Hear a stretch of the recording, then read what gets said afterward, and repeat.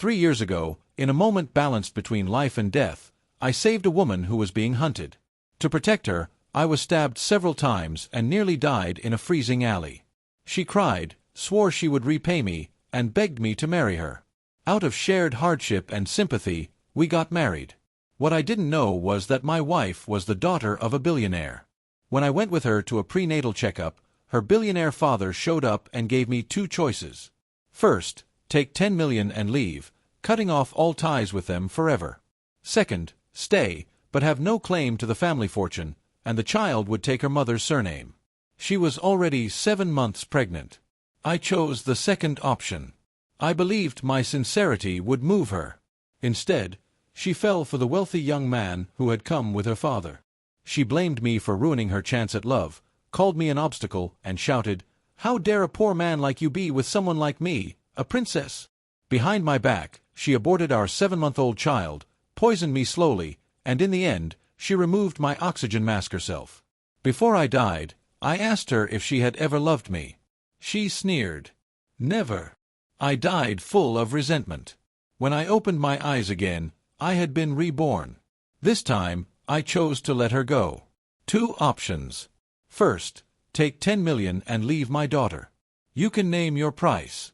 Second, stay, but the assets will be notarized and you won't get a single penny.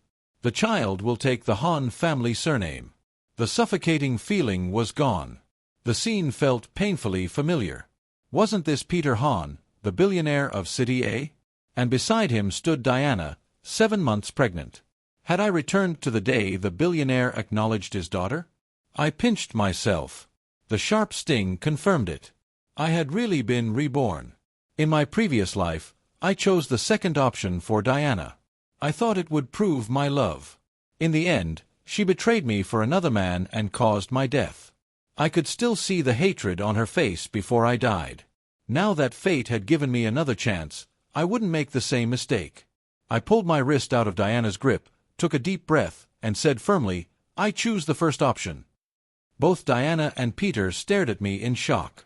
Peter had already investigated me before acknowledging her. He knew how deeply I loved his daughter. Leaving her for 10 million was something he hadn't expected. He asked again, "Are you sure?"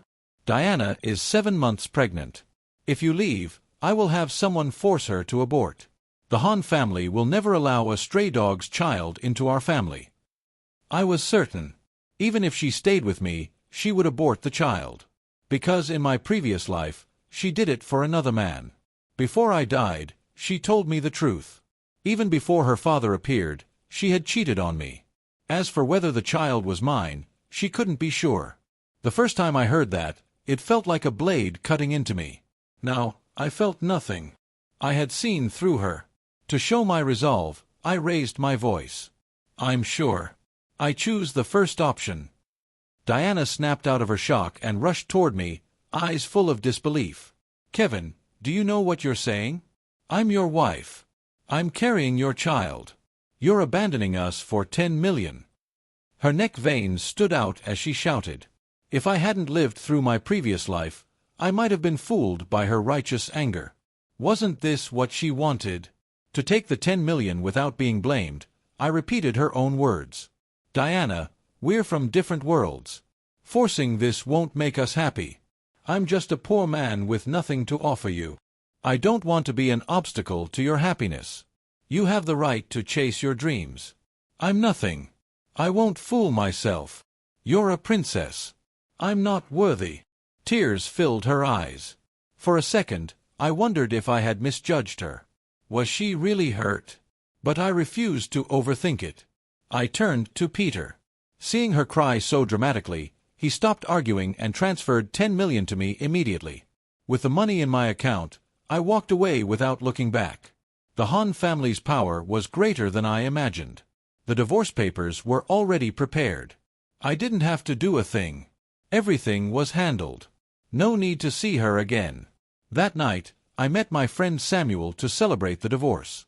Under Diana's control in the past, I rarely drank. But tonight felt worth celebrating. As soon as I arrived at the bar, Samuel touched my forehead in disbelief. "Bro, you really got divorced?" I downed my drink in one gulp and nodded. He jumped up. You actually let her go? I mean, ex-wife. Everyone knew how much I adored Diana. I had taken multiple stab wounds for her and nearly died in a freezing alley. Why did I risk my life? Because I fell in love at first sight, mesmerized by her beauty. When she agreed to marry me, I was so excited I couldn't sleep for 3 days. I planned the most romantic proposal I could. I didn't have much money, but I gave her everything I had. I worked several part-time jobs, came home late every night, never complained.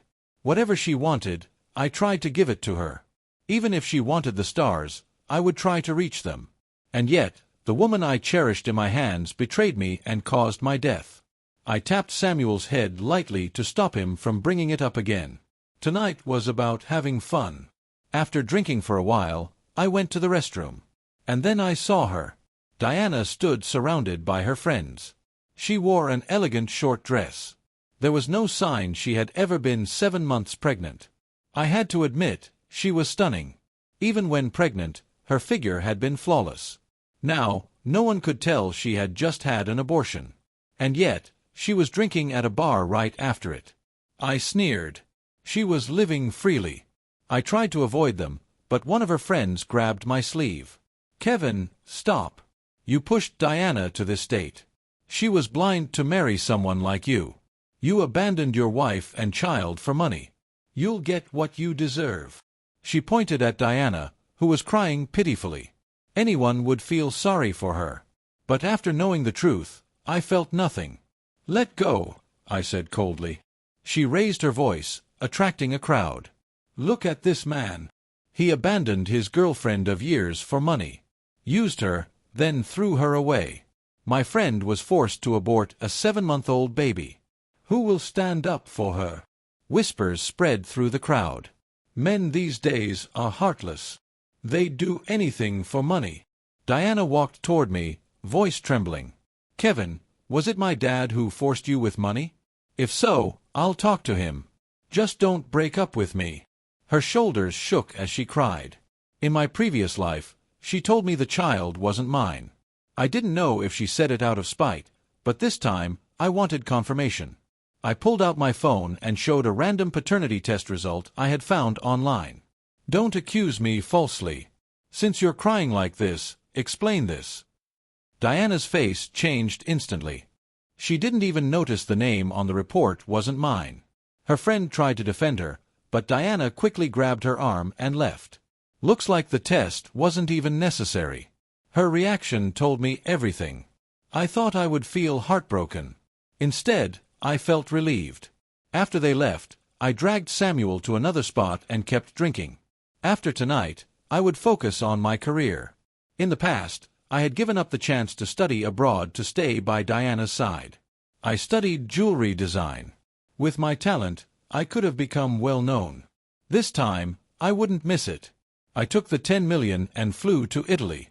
When the plane landed at Rome Fiumicino Airport, the air felt incredibly free. I signed up for exhibitions and seminars, integrating into the jewelry design world. Soon, I made a name for myself. I founded my own brand and studio. I went from being Kevin to being called Chairman. My assets eventually surpassed what the Hahn family had given me. 3 years later, I returned home. Samuel picked me up. He ran over and slung an arm over my shoulder. The great designer is finally back. Thought you forgot me. How long are you staying? I patted his back. Once you're done needing me, I'll leave. I came back to be his best man. We went suit shopping the next day. At the store, I saw Regina, my university classmate and the school beauty. Back then, many guys pursued her, but she focused on her studies. We talked for a long time.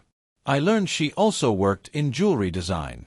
The award-winning Summer Star piece was her design. My impression of her grew warmer. Just as we finished changing, a familiar voice sounded. Kevin, you're back. I turned. It was Diana. She wore a white wedding dress and a delicate crown. Her eyes were filled with tears. 5 years ago, she had been my wife. Now she was someone else's fiancée. News of Diana, daughter of City A's richest family, Getting engaged to the wealthy heir Dominic had spread everywhere. Money truly changed people. She was even more beautiful now. Ignoring everyone, she rushed toward me. "Kevin, you're finally back. Where have you been? I've been looking for you." I removed her hands from me. "Miss Han, you have a fiancé." She shook her head desperately, eyes red, as if trying to explain. Over the past 3 years, she had sent countless messages, begging me to come back. I got so fed up that I blocked her number. What I couldn't understand was this. After hating me so much, even wishing I were dead, why was she suddenly trying to win me back?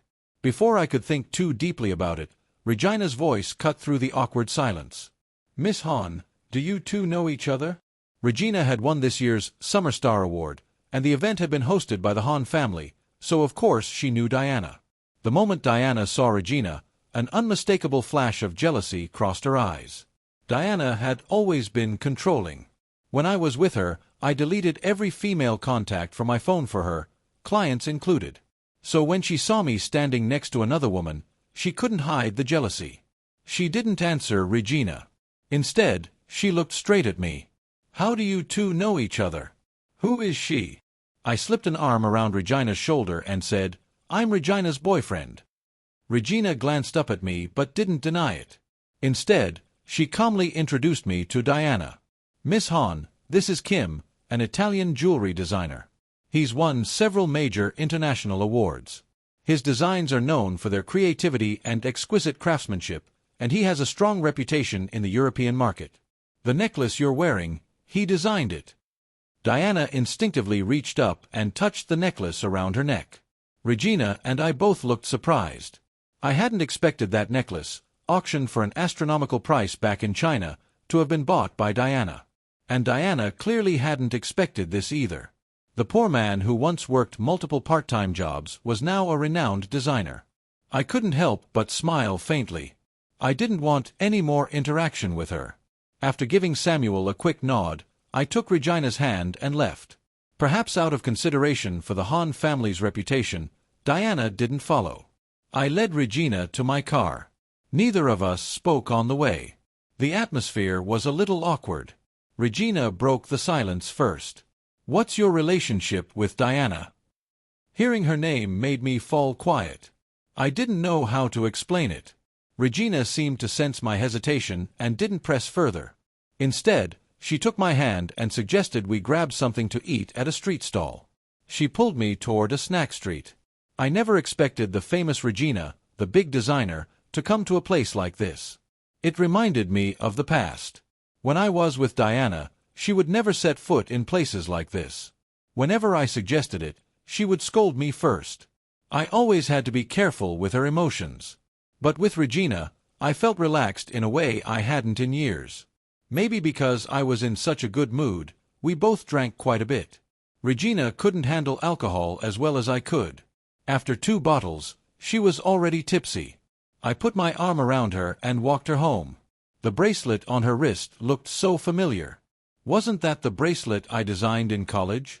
Back then, it had been criticized as ugly.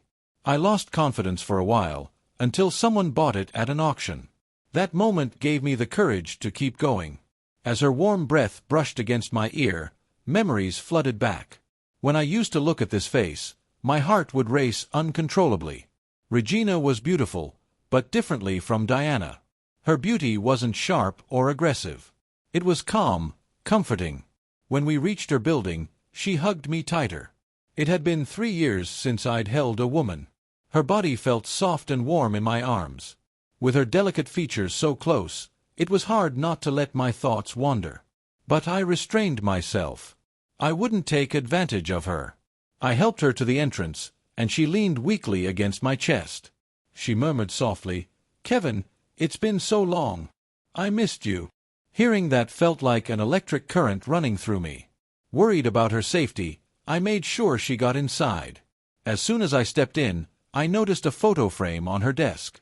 I couldn't even remember when Regina and I had taken a photo together. It turned out there was someone else, just like me, who had never forgotten Kevin. After that night, our relationship grew closer. We chatted often, brainstormed design ideas together, explored inspiration side by side. She cooked for me, making all kinds of delicious dishes. It was a life I had imagined countless times. With Diana, I had never truly experienced any of this. One day, I invited Regina to watch a movie.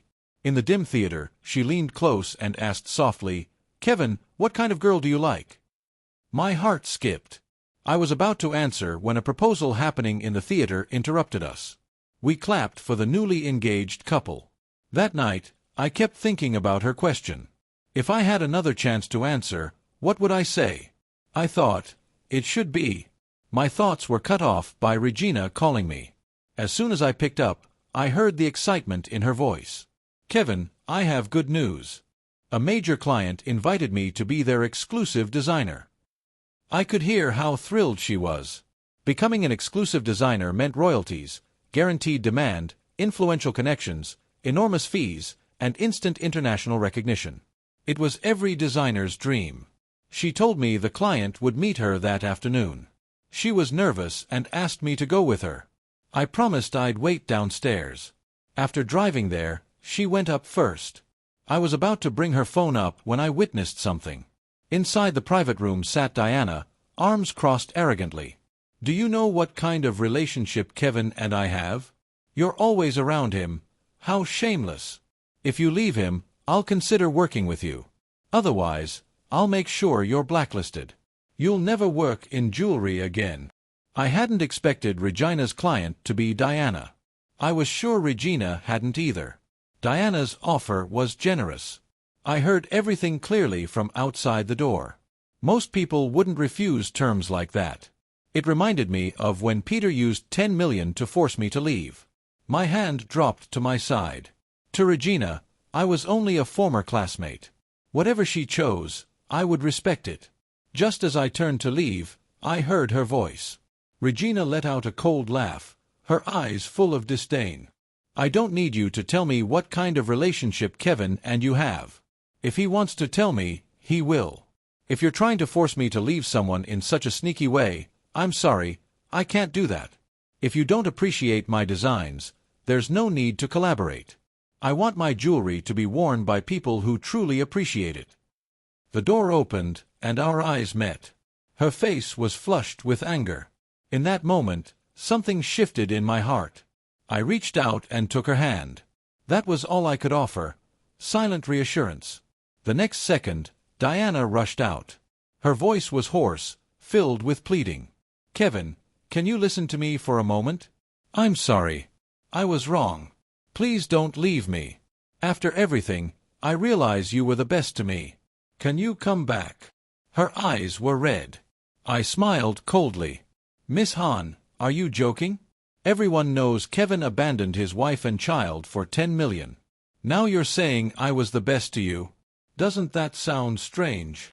Regina looked at me, disbelief and pity in her eyes. Diana shook her head wildly. "No. I know you love me. You did it on purpose. I won't let you go again. I had a terrible dream. In it, I left you and married Dominic. After marriage, he tortured me. He killed my father, took all the Han family's wealth, and I was tortured to death, covered in blood." Her eyes were filled with fear. Her pupils trembled. She didn't seem to be acting. That was when I realized. Diana might have been reborn too. No wonder she had been close to Dominic in the past, and now kept her distance. The engagement rumors were probably just the Han family's plan. But so what?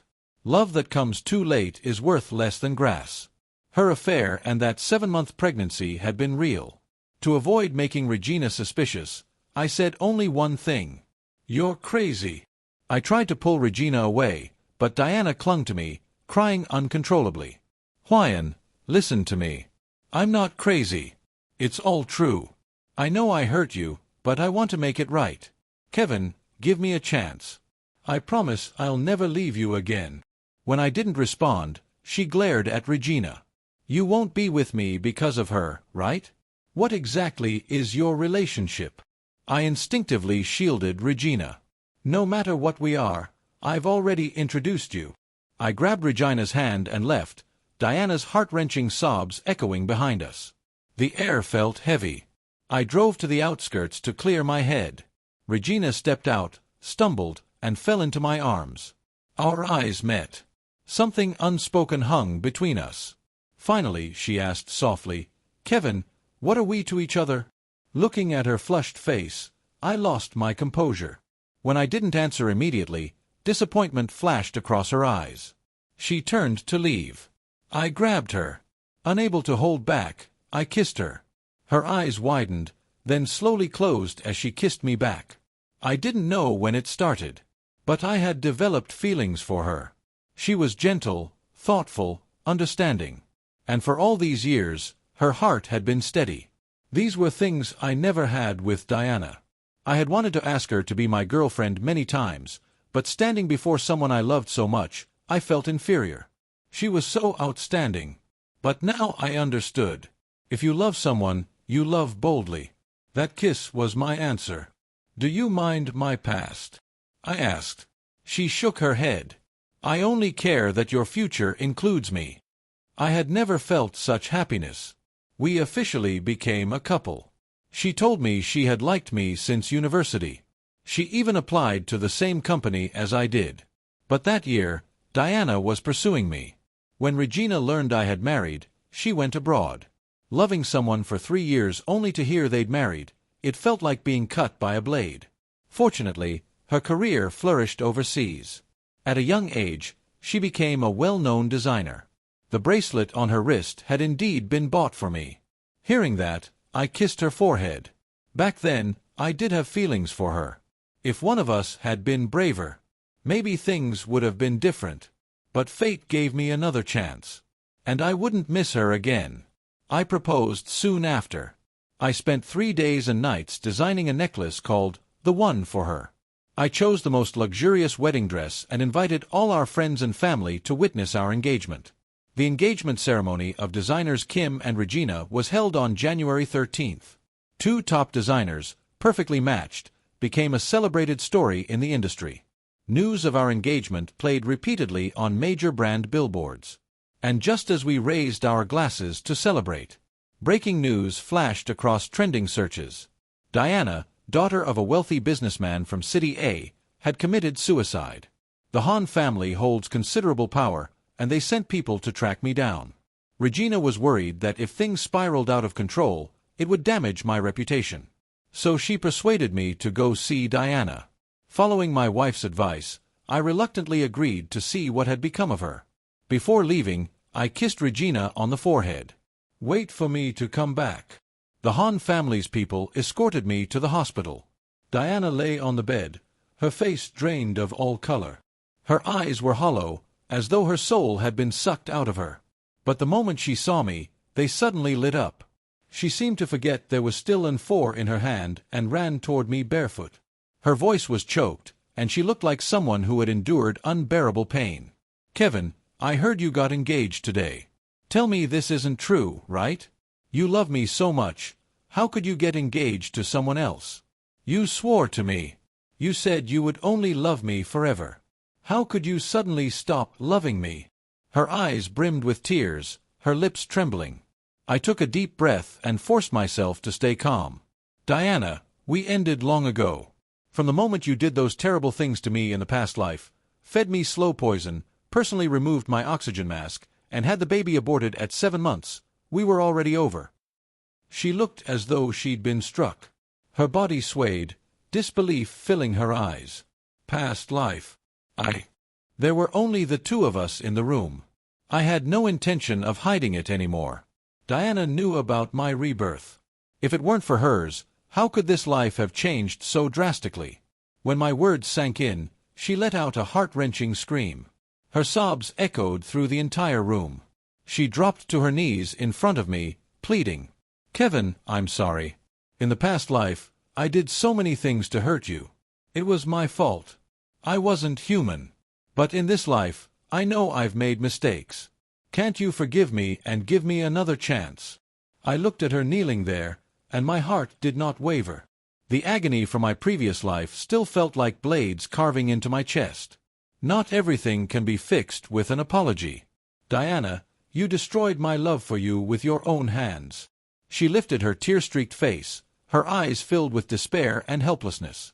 Kevin, I've really changed. Since being reborn, I've repented day and night. I know my sins are unforgivable, but I don't want to lose you again. Tell me, what do I have to do for you to forgive me? I let out a cold laugh. There's no need.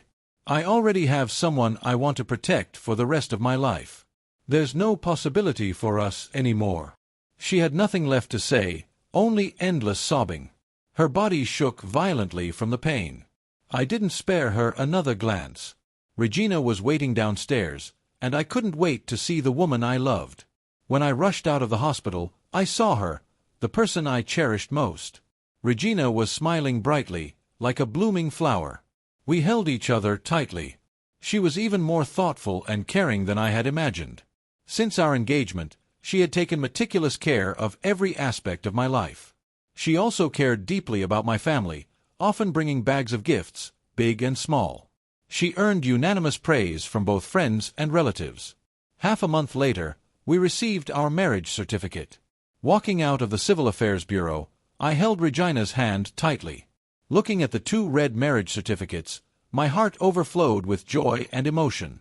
Regina leaned against my shoulder, her face glowing with happiness. Kevin, we're finally a family. I lowered my head and gently kissed her forehead.